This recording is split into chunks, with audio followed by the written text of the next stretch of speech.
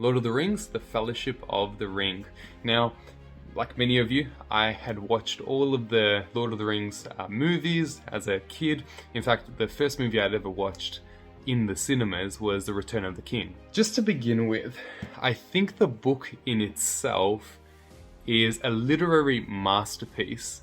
But in terms of keeping myself engaged completely throughout the entire process, I noticed myself zoning out in many areas, especially that are related to poems and songs, because there are a lot of those in this particular book. But I'm not here to talk about what I liked or what I disliked from a plotline point of view, because, I mean, J.R.R. Tolkien was a master when it came to inventing worlds and languages and beings. In fact, I think it was him who popularized and invented orcs that have kind of come up in so many other mythologies and fantasies that we've seen since.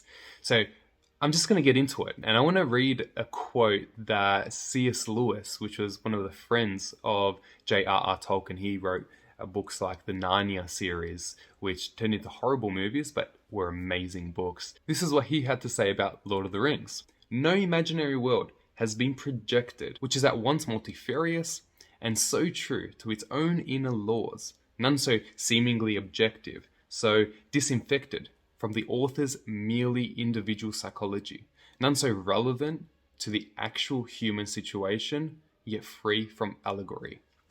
I think that's a really good place to start, because what Tolkien did really well is he practiced what he preached when it comes to his writing. He hated allegory, the attempt to try to put lessons and make parallels between the story that you're reading and something that might actually be happening right now, or is reflective of something else, or an inner type of moral that you're trying to come across. He went as far in his Lord of the Rings books to say in the introduction, "I cordially dislike allegory in all its manifestations, and always have done so since I grew old and wary enough to detect its presence. I much prefer history, true or feigned, with its varied applicability to the thought and experience of readers." To be honest, I tried to look for any form of allegory in his book, but I couldn't really find any, and I think he was true to his word. The story of Frodo, of the ring, of the journey towards Mordor, the company, and all the adventures that they go on is pretty reflective of almost like a good versus evil, not almost, like pretty much a good versus evil framework that has been picked up in so many stories. But it's not something that he's trying to make parallels in terms of his own personal experiences. He does say this, and I think he may have been influenced from his own experiences when it comes to understanding war. He says this: "One has indeed personally to come under the shadow of war, to feel fully in oppression. But as the years go by, it seems now, often forgotten, that to be caught in youth by 1914 was no less hideous an experience than to be involved in 1939. And the following years, by 1918, all but one of my close friends were dead." I mean, I hear this all the time when it comes to personal experiences when I'm counseling my clients, that if you haven't been through it, you don't know what it's like. And in a way, they're right. They're 100% right when it comes to really sitting in their shoes. And that's where empathy comes in handy. But at the same time, it doesn't mean that a person cannot help if you haven't had that lived experience. Sure, you may understand the person's experience in a deeper way if you've lived it yourself. But just like a cardiologist doesn't need to have had a heart attack to be able to diagnose a heart attack in yourself and help you through that, so a person doesn't necessarily need to have gone through another person's experience to be able to be with them in that experience. But that's a bit of a preamble when it comes to the Lord of the Rings. I want to start by talking about Frodo, because Frodo is a hobbit. A hobbit keeps to himself. He doesn't want to have anything to do with the outside world. But when he's called upon, he's able to show so much more than what was initially expected of him. We see this with Bilbo's experiences with Sméagol the dragon in The Hobbit, and then ongoing with Frodo's experiences. So oftentimes we have our own self-doubt and our own level of comfort that we don't want to put ourselves beyond our level of tolerance. And these books are such an amazing starting point to really test that theory. A hobbit is a hobbit. He likes to stay in his hole and eat good food, never get into any trouble, gossip about other people or the going-ons in the Shire and the rest of that. They don't want to put their foot out. And yet these hobbits do. That Frodo starts to he inherits the ring, essentially, and then he meets Gandalf for dinner, and Gandalf is like, hey, you've got to keep the ring hidden, but you've also got to have the burden of carrying that ring. Gandalf is telling him all about the evil that is surrounding the ring, from its forging by Sauron and the wars that have been fought around it, and how people who just take on the ring mysteriously just get sucked into its power, almost like an addiction where you crave it, you want it, and you don't want to give it away. And if someone wants to take it away from you're ready to fight tooth and nail for it and kill somebody else if they do take away what's so precious to you. Now, Frodo says this. He says, I wish it need not happen in my time. Gandalf responds, and he says, so do I. And so do all who live to see such times. But that is not for them to decide. All we have to decide is what to do with the time that is given us. I mean, this is so important because it's such a universal principle. We don't choose the times that we are born in, and yet we do choose what we can do with those times. Often people who have what psychologists call an external locus of control, they see things as happening to them rather than them having the ability to act within their own internal locus of control and work towards a way of moving forward. And when a trauma happens, when a stress hits, one of the best things that I advise my own clients is to find something that you can control. Even if it's at the tiniest little thing that you have, like waking up in the morning, or choosing when to wake up, choosing what to eat in the morning, choosing when to go for a walk, choosing what your routine looks like in the morning. These sorts of things establish a level of control, and it can actually work towards your next step. And Frodo realizes things are out of his control, but he takes on that sense of, I want to do something. Frodo wants to make sure that his life counts for something, even though he wished it hadn't happened in his time. And so he chooses to make that change and make a sense of, hey, I'm gonna actually step up and do the things that I fear the most. As many have said, you've got to pursue that which scares you the most to be able to really overcome that. And this is as true for therapy as anything else. When you're struggling with something, hiding from it, hiding under a bridge in your home, not going out and just hoping it goes away is not a solution. And we'll get to this as we go. In the same conversation that Frodo has with Gandalf, Gandalf gives a bit of a backstory on Sméagol, who becomes Gollum. Discussing Sméagol, Gandalf says, he ceased to look up at the hilltops, all the leaves, all the trees, all the flowers opening in the air. His head and his eyes were downward. Now Sméagol starts to lose himself. And instead of facing up with seeing the world of possibility, he starts to look downwards. And when you're looking downwards, I mean, this is important to understand from a psychological bent, because posture necessitates feeling.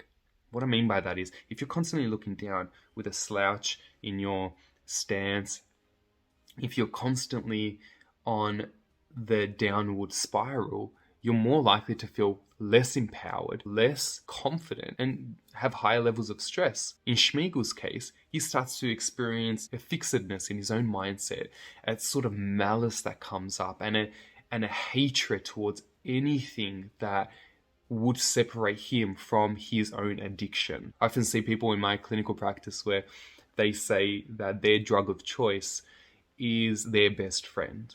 That's a tricky thing to work with, because it's a matter of saying goodbye to your best friend and separating and going through that grief process. And some people go through it well, other people find it very difficult. Gandalf goes on to say, he wandered in loneliness, weeping a little for the hardness of the world. All right, so here we've already looked at the external locus of control, blaming others. And so many people blame others for the things that happen to them. And rightly so, in some cases, some bad things happen. But if we take a stance that everything's happening to me and it's everyone else's fault, that puts us in a position where we are incredibly vulnerable and incredibly antagonistic about the idea of making changes, because you want everyone else to change rather than making those changes yourself. And if you're not going to make those changes yourself, you might as well just crawl into your own hole and not come out until you're ready to take that stance, that step forward. It's a hard step to take. Gandalf goes on to say that there was a little corner of his mind that was still his own, and light came through it, as though a chink in the dark, light out of the past. I loved this one, because this light out of the past reminds me of when we're so in the pit of despair, we can always look at something that may have happened that was positive, that was going right in the past, and we can start to see, well, what are we doing now that's relatively different to what was happening back when things were going good?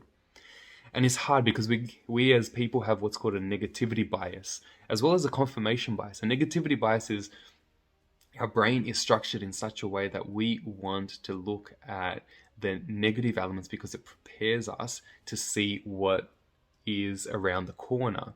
And that is as much a stress response as anything else. But also a confirmation bias is we tend to be really open to things that confirm our own beliefs. And this can happen in all sorts of the sphere, where it comes down to political persuasions or psychological thoughts or traumatic concepts that we have, or the types of schemas that we develop, these concepts of the world. If we are only looking at the darkness, then the light is harder to shine through. I remember one of my clients who said, even the smallest flame overpowers the darkest room. With Sméagol, this is what happened. There was a little tiny part of his mind that reminded him of the past, a more beautiful, a more upwards gazing past. But then, as Gandalf says, of course, that would only make the evil part of him angrier in the end. Unless it could be conquered. Unless it could be cured. Gandalf sighed. Alas, there is little hope of that for him. Yet not no hope.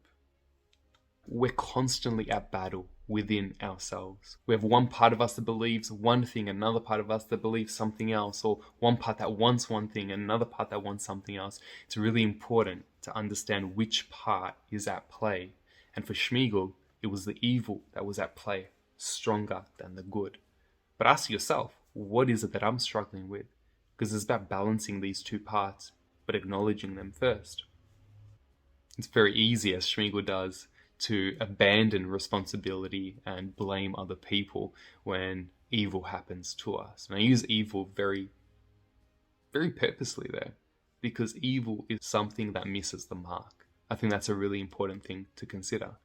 Because when we're going through the toughest of the tough, what I notice and what I see in my own clinical practice is meaning making during the darkest times of suffering is the thing that sets apart a person from post-traumatic growth in comparison to post-traumatic stress.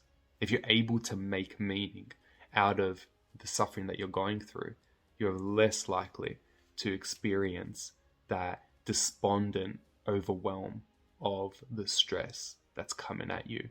Now, hearing Gollum's story, Frodo gets really annoyed, and what he says is he wishes death upon Gollum.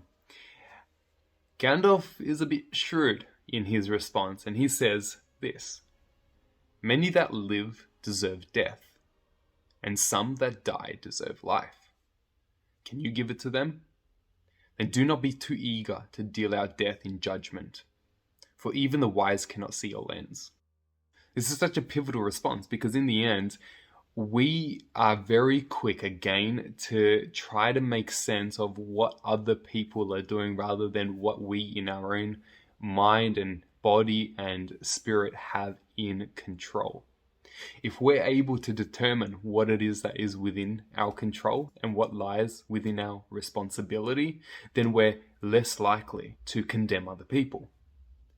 We immaturely condemn others when we feel hard done by. And that's important because it's a hard kick to the ego to admit that we've done something wrong. But what Gandalf does in this sense is, well, he says, look at yourself, man. Hold up a mirror and know that you're not as wise as you think you are. And even if you were, even the wise don't see all ends. And there's a bit of a hook there because he still has some hope that the story of Sméagol continues. Because all ends implies that there's something else as part of the plan. Often when people are suicidal, I tell them that you must remember that if you kill yourself, you are killing the current version of who you are right now, but you are also killing every single potential person you could be. We can all look back at our own lives and figure out ways that we have been in the pit of despair and then we rose out of there. And if we ended it all back then, we wouldn't be able to be sitting here and live the way that you're living now, which presumably could be a lot better. And if you're in the pit of despair right now, this serves as a reminder that things can get better, and they often do get better. I'm going to fast forward the narrative to when Frodo actually sets off with Sam, and they meet an elf called Gildor in the forest. Now, Gildor is a really interesting one because he has a lot of really good sayings. One of the sayings that jumped out at me was this: the wide world is all about you. You can fence yourselves in, but you cannot forever fence it out. There's a really interesting distinction between safety and adventure here. Sure enough, if you're staying at home, you're relatively safe. You don't have to put your toes into something that might cause you a tiny bit of harm, or even a lot of harm. You could ask yourself, what is worth doing even if it causes stress, harm? What's worth doing even if you fail? And is the alternative worse? In this real simple quote, you can fence yourselves in, but you cannot forever fence the world out. There's going to be a time where trauma, stress will come knocking. And sure, it's great to fence yourself in at times and create some areas of safety. But you've got to ask yourself, what am I willing to do? Frodo and Sam ask for Gildor's advice on what they need to do moving forward. And Gildor responds, elves seldom give unguarded advice, for advice is a dangerous gift, even from the wise to the wise, and all courses may run ill. I think this really speaks to any type of communication between people. In the end, the advice giver needs to assess what it is that they are willing to take responsibility of. Because what if the person that you're giving advice to practices what it is that you tell them and it completely tears up in their face? You're thinking of it from your point of view, and you think that what your experience is, what may work for you up until that point, will work specifically for someone else. But we are not all cookie cutter composites when it comes down to the way that we handle stress. The advice giver doesn't have to live with the consequences of their advice. Be careful about when you're giving advice. It's an important one. Fast forward again to when Frodo, Sam, and others are being chased by the Dark Horsemen. And they're trying to make it to the bridge to cross into an area called Bree. They see something in the distance, in the fog. The figure's coming closer and closer. And they realize that it's actually their friend, Merry. And when they see Merry, this is what happens. As he came out of the mist and their fears subsided, he seemed suddenly to diminish to ordinary hobbit size. I think this is a really cool one because we have an expectation of what the darkness entails and what the darkness holds. And often it holds monsters, as we've seen in this example. Fear is an amplifier. And when it comes to the things that we see, the things that we fear the most, we try to extrapolate what we think we understand about what that stressor or that threat is. It becomes even more dangerous than anything else, until you're faced with something that's not as dangerous as you thought it was going to be, as we've seen here with Merry. As he came out of the mist, and their fears subsided, he seemed suddenly to diminish to ordinary hobbit size. Story goes on, and they make it through the old forest, and they meet a guy who didn't actually make it into the movie, but his name is Tom Bombadil. And Tom Bombadil seems to have been there forever, and he is pretty happy-go-lucky, sings songs, and doesn't take anything seriously. When Frodo talks to him about the ring, Tom Bombadil is just brushing it off and just doesn't seem to take it as seriously as even Gandalf took it. This is what the book says. He was perhaps a trifle annoyed with Tom for seeming to make so light of what even Gandalf thought so perilously important. Probably one of the reasons why Tom didn't take much stock into the perils of the ring was he's seen a lot. He's been around forever, almost. And he was able to see things within their proper context. And it just reminds me of people who are elderly and are going through the stresses that might be happening today. And when they're asked, what do they think about it? They can quite shrug it off and say, hey, well, I've lived through this and this and this, and this is just another thing. But when we're in it, and we're young, and we haven't experienced this before, it's something that makes us really, really question it. But I don't want to downgrade Tom Bombadil, because Bombadil is not weak. He is not naive. He doesn't put as much stock into what other people fear. But he is more carefree rather than careless. And there's a big difference between being carefree and careless. He knows who he is. He's powerful. He's courageous. He steps in and he's able to overcome the darkness. He's able to tackle threats, as we see in the book as well. But he's also not going to take things too seriously if they don't need to be taken seriously. This is where we have to ask ourselves, what's our attitude when we're coming across something that is really difficult for other people? Are we able to demonstrate courage, but are we also able to see what the stress is and analyze it in its own place? And that's an important thing to consider. The story progresses, and they get cornered at night by the Nazgul. His terror was swallowed up in a sudden temptation to put on the ring. The desire to do this laid hold of him, and he could think of nothing else. Something seemed to be compelling him to disregard all warnings as he longed to yield. I see this all the time when a person is under the most difficult of stress, and they tend to give in to what is worse for them. The temptation to yield is often the strongest, especially when it comes to addiction. A person feels stressed, a person feels emotional, a person feels uncomfortable. Addiction, the drug, the substance of choice is the thing that they go back to. And this is really common for people who have had traumatic stress or people who have had abandonment issues. Someone once said that you find a measure of a man when he's pushed beyond his limits. You find out what that person really stands for. It's fair enough when things are going all good and you don't really do, and you don't have to prove yourself. You don't really have to stand up for what you believe in. Then it's easy to say, I'll do this and I'll do that. But many people will find out, or may have already found out, how they will truly act in a situation where they're pressed. In a situation where push comes to shove and they have to make a choice whether they value something or not.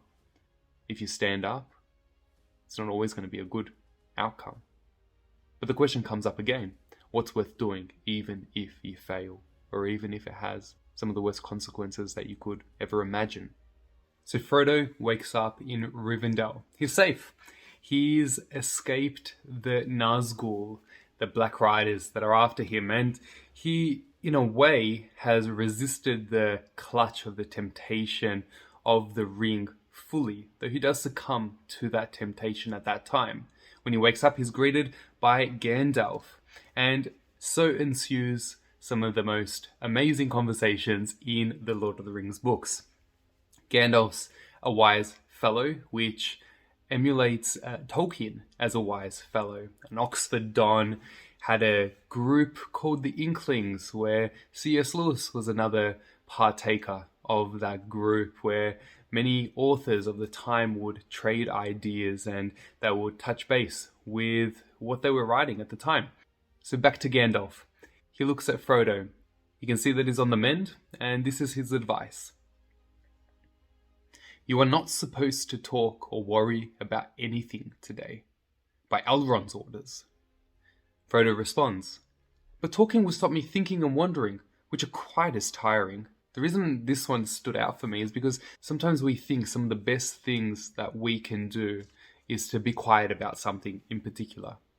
But what we notice is when we do that, is that it seems to bubble up more to the surface. And from a psychological point of view, when things do bubble up and they turn into rumination, and that creates anxiety and stress, and then it develops a sort of schema, a way of looking at the world, that this is the way things are. Frodo, on the other hand, combats that idea, and he says, nah, I want to get it out of my head, and I want to release myself from that stress. Some of the ways people do this are through journaling, are through debriefing, are through therapy in so many different ways. And he's right. I mean, even Gandalf gets it wrong at times, as he would be the first to admit. The next quote is a good example of this. Gandalf says, there are many powers in the world for good and for evil. Some are greater than I am. Against some, I have not yet been measured. But my time is coming. The ability to own what you're good at, what you're not so good at, and what you just don't know is the epitome of self-esteem. When I talk with my clients, I think about neutral, high, and low self-esteem. When you're neutral, you don't have an inflated or a deflated view of who you are. You're just open to opportunities of understanding yourself in the context of other people. You know that other people are better than you at stuff, and that others are worse off, and you're better than others. We need to stay away from low and high self-esteem. And this might sound counterintuitive, but this is something that the research bears out. What we know is that a high ego, although it can help in the short term to boost your own sense of self, is degenerative in the long term. You're not as important as you think you are in a wider sense of you standing out amongst the world. But you're also not less important than you think you are. And so I would always recommend to people, aim for a little bit higher than neutral. That way you're constantly looking to better yourself and to be 1% better every single day. From a neuroplastic point of view, which is the sense that brains learn and adapt to change over time, and the more you repeat something, the more it becomes ingrained in the way that your brain assesses and responds to certain situations. That is an outcome of constant practice and persistence, and, dare I say it, discipline. And the best way to move towards discipline is through building your own self-awareness. Frodo was now safe in the last homely house east of the sea. That house was, as Bilbo had long ago reported, a perfect house. Whether you like food or sleep, or storytelling or singing, or just sitting and thinking best, or a pleasant mixture of them all. Merely to be there was a cure for weariness, fear, and sadness. Why would you leave? Well, Bilbo goes on and addresses why people do leave that safe nest. He looks at Frodo and he says, don't adventures ever have an end? I suppose not. Someone always has to carry on the story. As kids, we aim to be safe. We're safe in our mother's wombs. We are safe when we have everything provided for us. But then as we get older, and if we've been reared pretty well, we leave the nest and we try to work towards our own way in the world. This is especially important when it comes to adolescence from 12 to 24 years of age, where social engagement, where creative exploration, novelty, things like emotions and all these sorts of things come together to help a child become their own. And this is really important when it comes to taking risks. It's much more comfortable to sit down and not do anything, as hobbits do very well. And by not do anything, I could mean just having a pie, enjoying a drink, being able to be with friends and eat some pretty good food. And why wouldn't you want that? Everyone wants that at some point in time. But then creeps in a boredom, a sense of not being able to maximize who you are and who you can be. Friedrich Nietzsche says that we should become who we are. And for a German philosopher who died in the 1900s, who valued self-expression, living up to your own sense of self and who you are as a person, and establishing that level of confidence and power and value over your own utility as a human being, this is a very important way of thinking. Become who you are. What does that mean? Well, who you are is a constant evolving process. And without that level of push and pull, you're never going to achieve anything.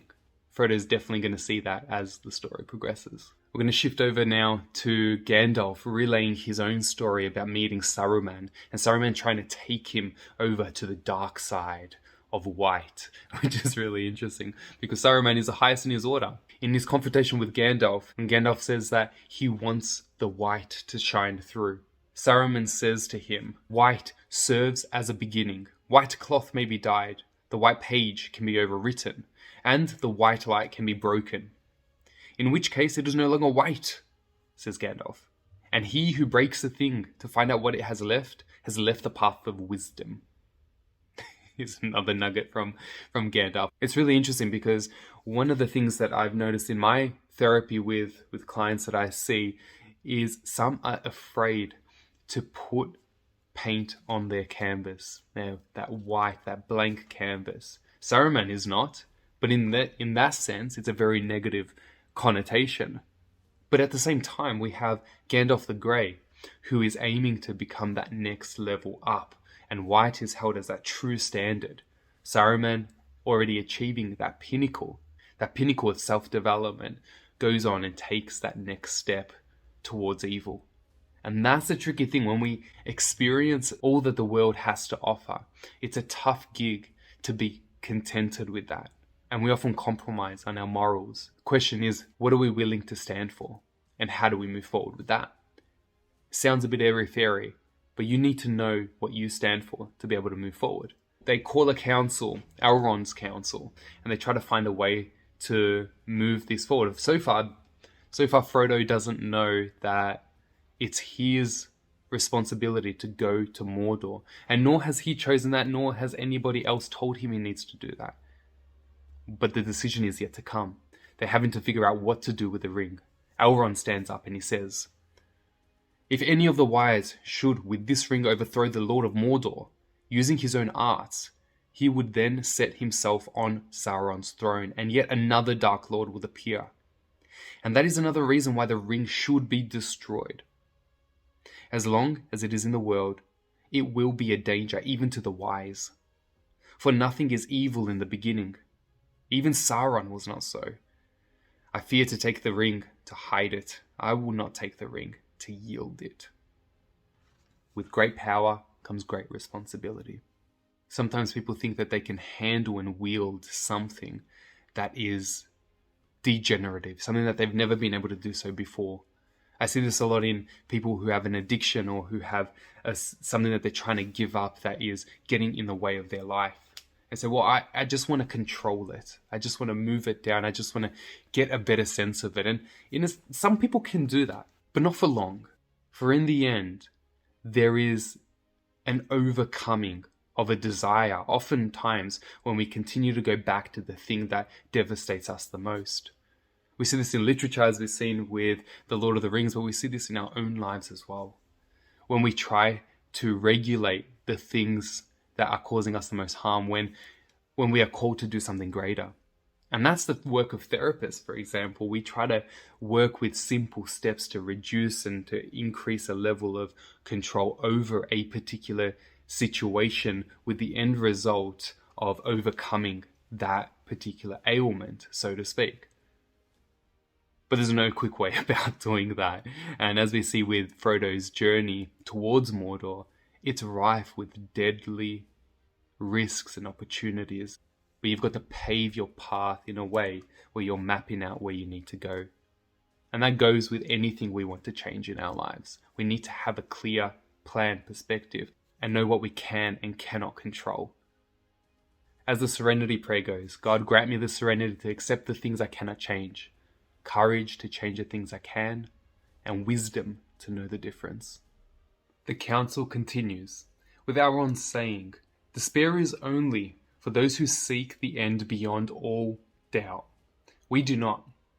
It is wisdom to recognize necessity when all other courses have been weighed, though as folly it may appear to those who cling to false hope. Neither strength nor wisdom will carry us. This quest may be attempted by the weak with as much hope as the strong. Yet such is oft the course of deeds that move the wheels of the world. Small hands do them because they must, while the eyes of the great are elsewhere. Elrond starts to take the pedestal alongside Gandalf in his witty, wise words. And I think this is really important because when you consider looking around in history, it is those who are the most betrodden that tend to make the largest change. Governments appear to be some of the most degenerative institutions in the form of causing physical, emotional, and deathly pain. Sauron can be looked at as one of the predominant archetypes of evil when we consider on the line of Satan, for example, the Satan of Hebrew law and religion. This is really important to consider because when we see the world turning, and I want to read that again, such is oft the course of deeds that move the wheels of the world. Small hands do them because they must, or the eyes of the great are elsewhere. Small hands do them because they must, or the hands of the great are elsewhere. This is something that reminds me of many of the uprisings, both recent and historical, where it is often the people who are hurt the most that set their foot forward, regardless of the consequences. Elrond is quick to say that false hope is not a thing that we should cling on to. It's a realism that wins at the end. And the best war is that which is fought out of necessity, rather than out of greed and folly and power and control.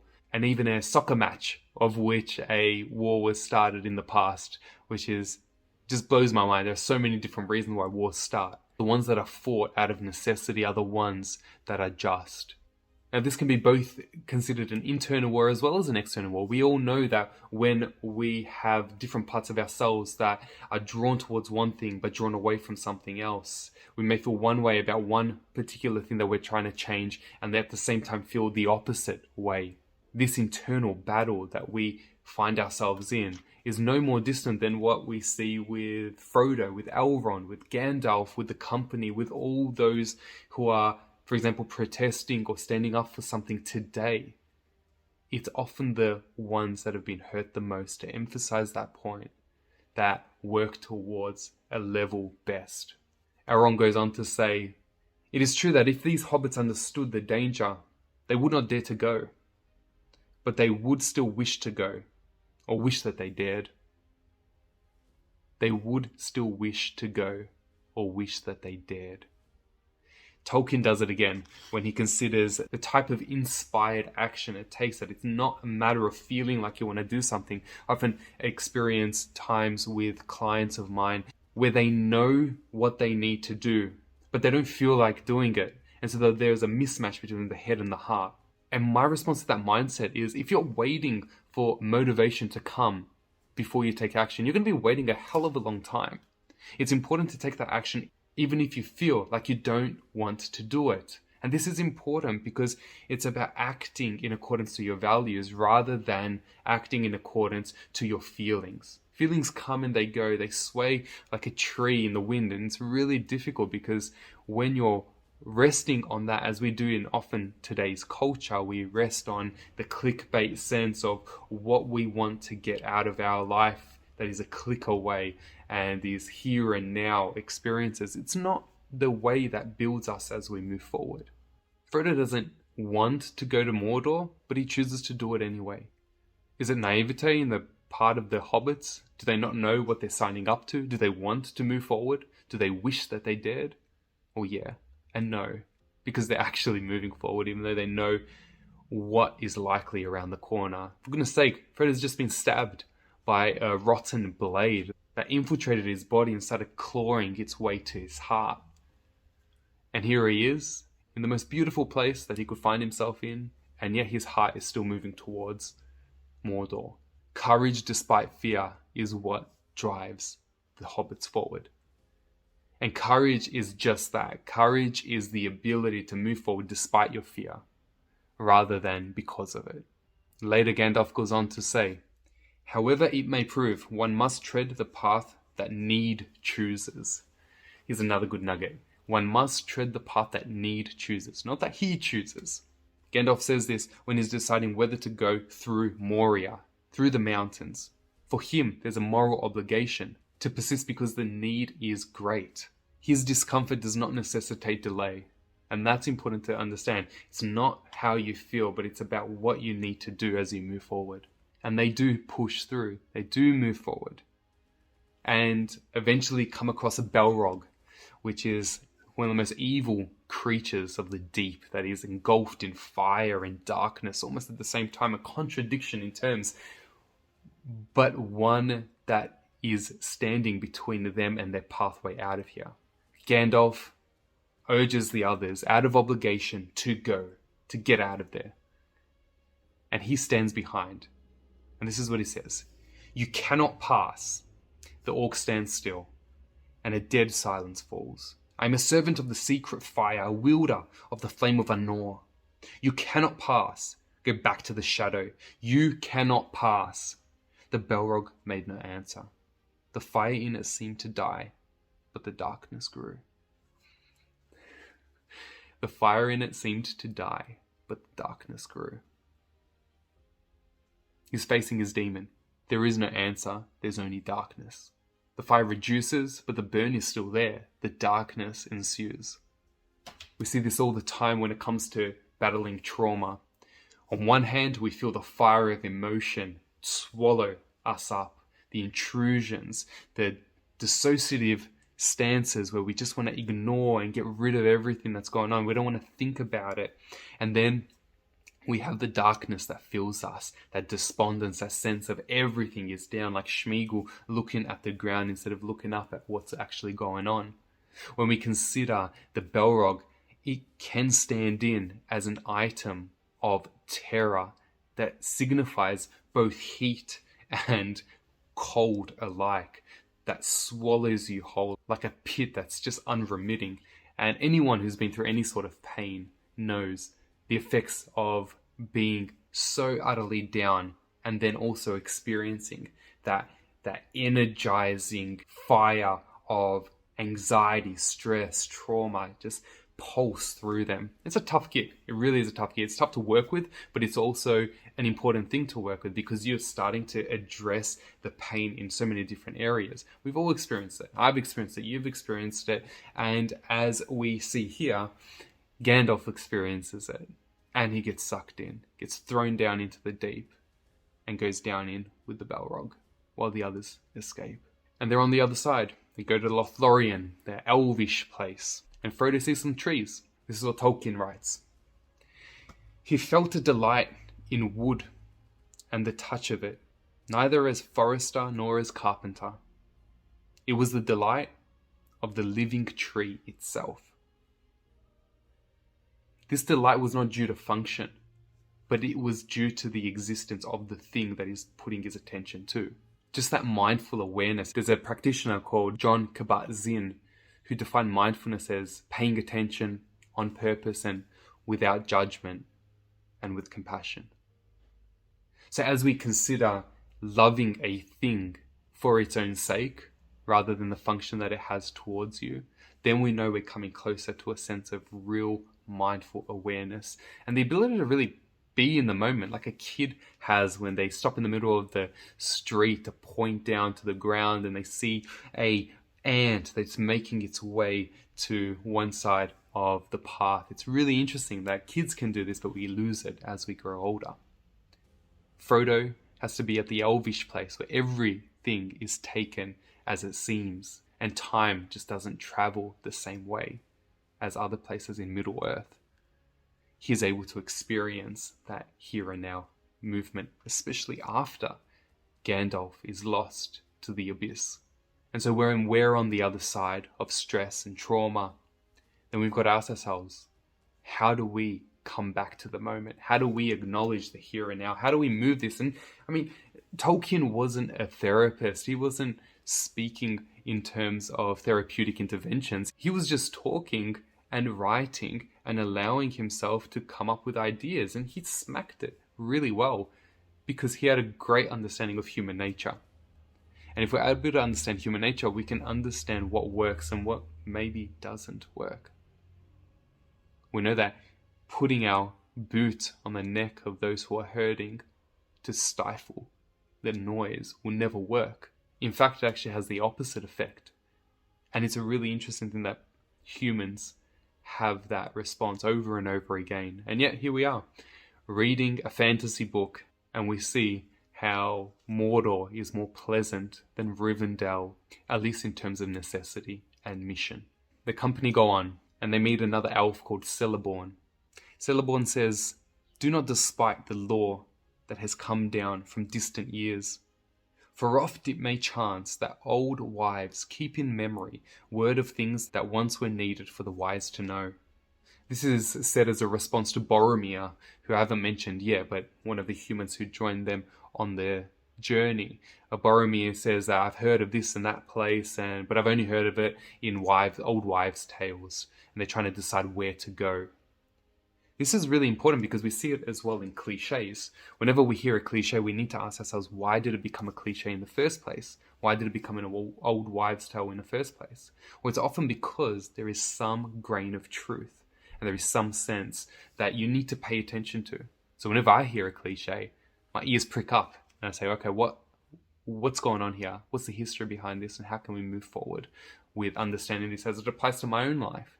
Because if I don't apply it to my own life, then what have I really learned? What have our old wives' tales really taught us? Gimli's sad to leave. And again, I haven't mentioned Gimli, Legolas, I haven't mentioned them. They're part of the company. And this is what Gimli says when he's leaving Lothlorien. One of the most boring places that I've ever read about. But you kind of have to go with the territory as it comes with Tolkien. Gimli says, "I thank you for your words, true words doubtless, yet all such comfort is cold. Memory is not what the heart desires. That is only a mirror. Elves may see things otherwise. Indeed, I have heard that for them memory is more like to the waking world than to a dream. Not so for dwarves. Or humans, I might add." Basically, Legolas is saying, hey, don't worry, you've got the memory of it. It's all good. You can always go back to remembering the good stuff. And at the same time, yeah, great. We can do that. But it's like trying to remember someone who's already died. You only remember an image of them. It's not them. I mean, C.S. Lewis said this in his book, A Grief Observed, where he talks about how his wife died and his grief process. Even when he looks at images are not true representations of who that person was, because that person stands far beyond the image and is so much more. We see this when we look at photos taken of ourselves and we see ourselves in a different light. Image is but a reflection, just like memory is even worse than an image, because memories when recalled are modified. There's a neuroscientific term called memory recall is a memory modifier. And neurons that wire together, fire together. And that's really important because when we think of something, our new experiences, different types of things that we go through, these influence how we see things. And Gimli is on the ball. Hey, you might be able to see it like that because you're an elf. But for me, I can't really experience it in the same way that you experience it. So I have to really take advantage of the here and now when I'm in that moment, and I'm going to mourn it when I'm gone, and that's okay. Memory is but a mirror, as Gimli rightly observes. And just like with a mirror, the image can be distorted. But at the same time, what I want to say is that for people who have had experiences of trauma, this is different. When memories are laid down, these memories can be hypercharged in terms of how they were laid down in the first place. Adrenaline and cortisol works on the hippocampus, a part of the brain that modifies and is in charge of memories, and it's quite closely linked with the amygdala, which is another part of the brain that manages emotional recall and emotional importance of the things that you feel as well as fear. And so on the one hand, memory can be a mirror that stares back at you, but it can also be a distorted picture and a real experiencing of what's happened before. As many people with post-traumatic stress would say, re-experiencing symptoms are as devastating as the experiences themselves. So how do you go from there? Well, the book kind of comes to an end after they leave Lothlorien and decide where to go moving forward. Frodo decides onwards to Mordor, and Sam accompanies him, whereas the rest of the company is split. And that's the important bit that I took out of it. This story is one of duty, it appears. Something that you don't want to do, but you choose to do it anyway because you know it's something that needs to happen for the greater good or whatever you want to call it. But at the same time, just like Bilbo in The Hobbit, you stand to benefit because you're the one who's learning something about yourself along the way.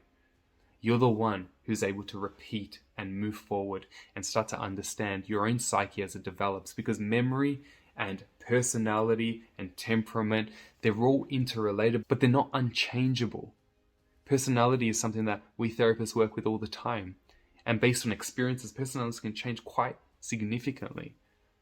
In fact, it can change quite quickly with a concept called quantum change, which I'll get to when I'm reviewing another book that I really want to talk about in terms of quantum change. But basically, we want to look at the ability to make changes quite quickly, but also over time based on successive steps that move towards a determined and defined goal.